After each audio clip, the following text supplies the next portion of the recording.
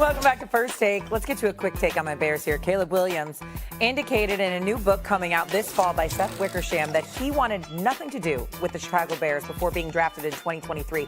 Carl Williams, who's Caleb's dad, said, quote, "Chicago is a place where quarterbacks go to die."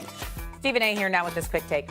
Look, there was a lot more context to this whole situation, but nonetheless, do you think this is more an indictment on the Chicago Bears and the way the franchise has been run, or Caleb Williams really not wanting to go to a place maybe he didn't know anything about? It is absolutely an indictment against the Chicago Bears organization from the past. And now led by Kevin Warren, I have nothing but faith in them moving forward. I'm very, very confident that things are going to progress. I think they hired the right coach. And I think that right now, when you look at it, listen, Caleb Williams said this before he became a Chicago Bear. Correct. He didn't say this after. He's entitled to his feelings. His father's entitled to his feelings. I'm looking at this number right here in terms of the Chicago Bears, okay? When you think about the Chicago Bears, the Bears haven't had a first-team All-Pro at quarterback since 1950. Did you know that? Since 1950. Over the last 60 years, only 2 Bears quarterbacks have made the Pro Bowl. Jim McMahon was on the team in 1985 and Mitchell Trubisky in 2018 as a replacement. Y'all have any idea how pathetic that is? I don't give a damn what Caleb Williams or his father said about not wanting to be a Chicago Bear. The Chicago Bears as an organization didn't deserve anybody having faith in them as a quarterback. Now, led by who they're being led by, okay, with Ryan Pohl, with Kevin Warren and the crew, with their new coach, Brad, I have all the confidence in the world that they're moving in a forward direction, and Caleb Williams is a hell of a quarterback. He was slaughtered last year, okay? When you protect them and you have a better offensive mind, a coach in his team, Shane Waldron is gone now. That's not something he was confident. That's not somebody he was confident in and he was before he got there. He was right about that. There's nothing wrong with what Caleb Williams and his father had to say prior to being in that. They said this, but after arriving with the Bears, that's different.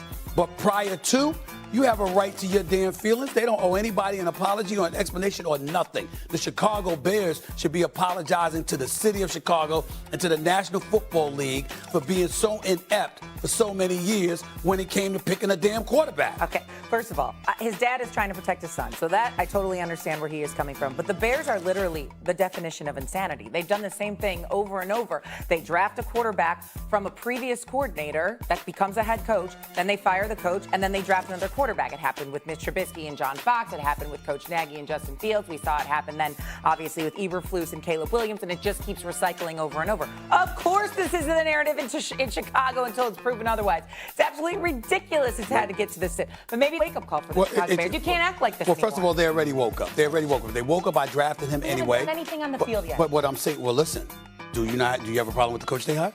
I don't, but I'd like to see it come to fruition. Do you have a problem with the coach they let go? Eberflus needed to go, right? Yes. Waldron needed to go, right? Yes. And now you got a new coach who, by the way, was considered a brilliant offensive mind. You got a quarterback that was sacked 68 times, 16 more than any other quarterback in the National Football League last year. Caleb Williams was slaughtered. So I'm looking at it and I'm saying they on their way up.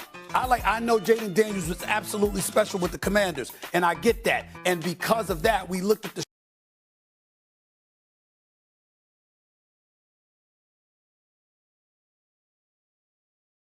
struggles in Chicago that finished with a 5-12 record, and we said, damn. But there was a time in the season where Caleb Williams was showing us some things. Yeah. He's got an NFL body. He can take some punishment, clearly. He's got a lot of heart. He can make every requisite throw. He can run with the football when necessary. I love the potential of this kid, and I don't mind at all that it's coming out what his father and what he felt about the Bears, because to me, it's going to put an emphasis on the Bears. We need to make sure to make him a liar, to make his dad a liar, by making sure that we do what we're supposed to do as an organization, which I am very confident they will do. I believe in the Chicago Bears organization right now. I truly do right now, because based on what they had in the past, it was a joke. I think it's much better now. I think they're moving forward, and I think that the best is yet to come. Caleb Williams is going to be a star in the NFL. You mark my words. You know how you're nervous about your Knicks? I'm nervous about all these things you're saying actually coming to fruition for my Bears. It's been a lot of years of disappointment. We'll see if it actually comes true. He's going to be a star. Mark my words. All right, we'll talk more about this in the fall, I'm sure. Speaking of the Knicks are not the only big ticket in town, of course. That is just, I mean, if you go through the kind of highlights of this, it's remarkable. Basically, what you need to know about Caleb Williams and the Chicago Bears, He was considering trying to circumvent the draft last year for the UFL. His dad, Carl, was very involved, as any father would be, in their son or daughter's life in terms of helping them as much as they can help them professionally. He said that Chicago is where quarterbacks go to die. Caleb wondered aloud, do I want to go there? I don't think I can do it with Waldron, as in Shane Waldron, their former offensive coordinator. Carl Williams, Caleb's dad, spoke with Archie Manning about trying to dictate the process as to where he goes. Carl Williams said that the way in which the salary cap and the rookie wage scale is done is unconstitutional. They were wondering about whether or not they could go to the UFL and be an unrestricted free agent in 2025. He then decided before the draft the team he actually wanted to play for were the Minnesota Vikings because of a meeting with Kevin O'Connell. He went in there and he considered going all John Elway and destroying the city in terms of ripping the Chicago fan base and the town, et cetera, and, quote, Caleb didn't want to nuke the city.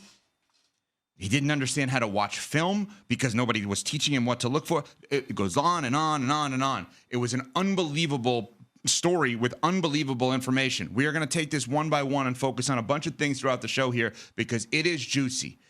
Basically, Caleb Williams didn't want to be a Bear at that point. Let's talk about the first part. His idea with his dad was to circumvent the draft. Is that even something that is possible? Can you do that? Could he have gone right to the UFL for a year, sign a one-year deal, and then become a free agent without re-entering the draft? Can that even happen? No, you'd have to re-enter the draft. You'd have to re-enter the draft. So you're rolling the dice at a team that you would want to play for. But it's happened before, though.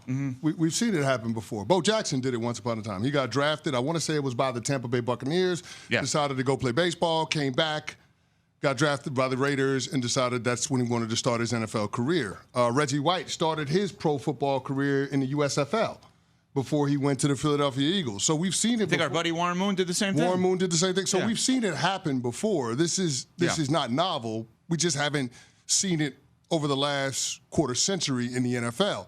But what we have seen is players try to dictate the teams that are going to draft them, a la Eli Manning. It happened once upon a time. He didn't want to go to the San Diego Chargers. Chargers drafted him anyway. Draft day trade with the Chargers and the New York Giants. They flip Eli and Phillip Rivers. Eli goes on to win 2 championships. In that instance, Eli Manning wasn't wrong. I don't understand. I understand Caleb Williams not wanting to go to Chicago. He's not wrong for having trepidation because of how the franchise has mismanaged quarterbacks. I just hate that this comes out in the timing of it because you already have an inordinate amount of pressure on him coming into year 2 based on what we've seen from Jayden Daniels, based on some of the noise, some of the articles that have been written this offseason, based on him, advocating for Ben Johnson to be his future head coach and the organization going out and hiring based on what the team has done this offseason with fortifying the offensive line, signing free agents and drafting players on the offensive side of the ball. There is a ton of pressure on Caleb Williams coming into this season, and now this just adds another layer. It definitely does. And there's a lot to litigate about Caleb Williams and his father.